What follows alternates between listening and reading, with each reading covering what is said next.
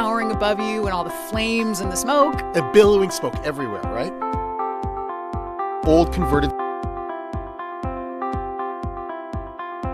Of course, the rocket people made us stand miles away.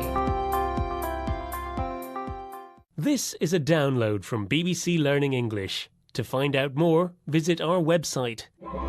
6 Minute English. From BBC Learning English.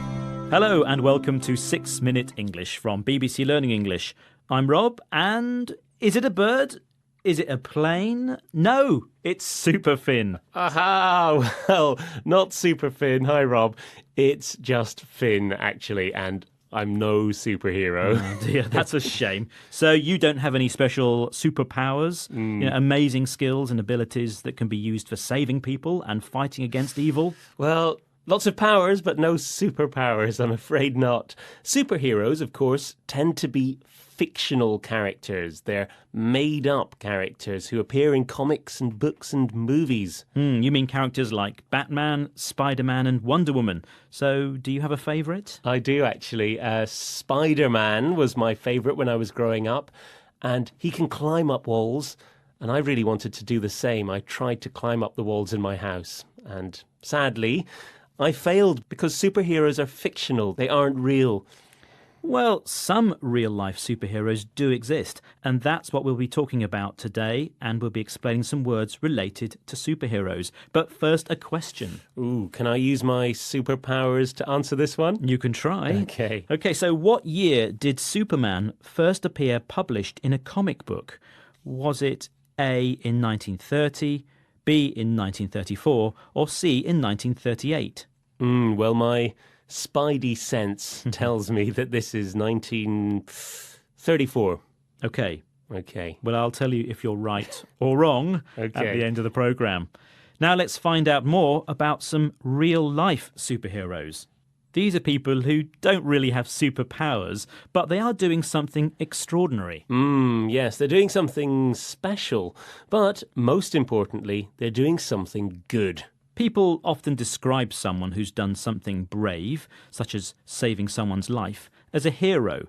Firefighters are sometimes described as heroes because they often risk their lives to save others. But heroes don't have to be lifesavers. We sometimes describe a person with great intelligence or amazing abilities as our hero. That could be a musician, maybe, or an athlete. It's someone we admire and look up to. Well, there's a man in Japan who's recently been described as a superhero. To be honest, I don't think his powers are superhuman. That means a power that ordinary humans don't have. But what he does is rather unusual, and he gives up his free time doing it. Tell me more, Rob. This is Chibat Man, named after the city of Chiba, where he comes from. His mission, his purpose, is to make the people of the city happy. Oh, well, that's a very worthwhile mission. I think so, yes. Chibat Man has been spotted flying through the streets of Chiba, dressed a bit like Batman and riding his custom-built three-wheeled Chibat pod. His Chibat pod. Okay. But why? Is he just a bit crazy, or does he have honourable intentions? Well, you mean, does he genuinely want to do good things and make things better? Well, listen to what he says, speaking through a translator, and see if you can hear what his reasons are. I started doing this around 3 years ago. As for my reasons, during the great earthquake, people forgot how to smile. I wanted to help bring the smile back, and that's why I started. Okay, so because of the devastation caused by the earthquake and tsunami in 2011, he felt people had forgotten how to smile.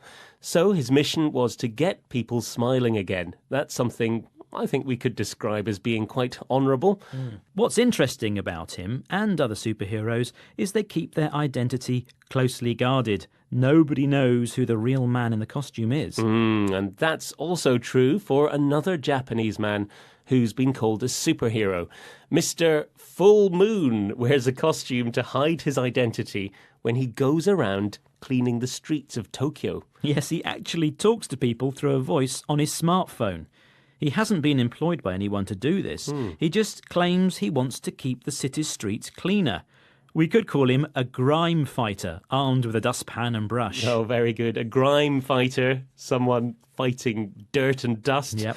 Well, it's time now to see if your superpowers helped you answer today's question correctly. Yes, Rob, you asked me what year Superman first appeared in a comic book. And you said 1934, didn't you? I was Wrong. Yeah, No. sorry. Superman first appeared in Action Comics #1 in June 1938. The character was created by Jerry Siegel and Joe Shuster, and originally he wasn't a hero but a villain, the bad guy. But he was changed into a hero before he was published in the comic. Interesting story, Rob. It certainly is. Now, before you change into your Spider-Man costume, yes. could you save the day by reminding us of some of the words we've heard today? Right, okay. We heard superhero, superpowers, fictional, extraordinary, lifesavers, admire, mission, honourable, closely guarded. Well, that brings us to the end of today's 6-Minute English. Yes, super 6-minute English this week. We hope you've enjoyed the programme. Please join us again soon. Bye-bye. Bye. That was BBC Learning English.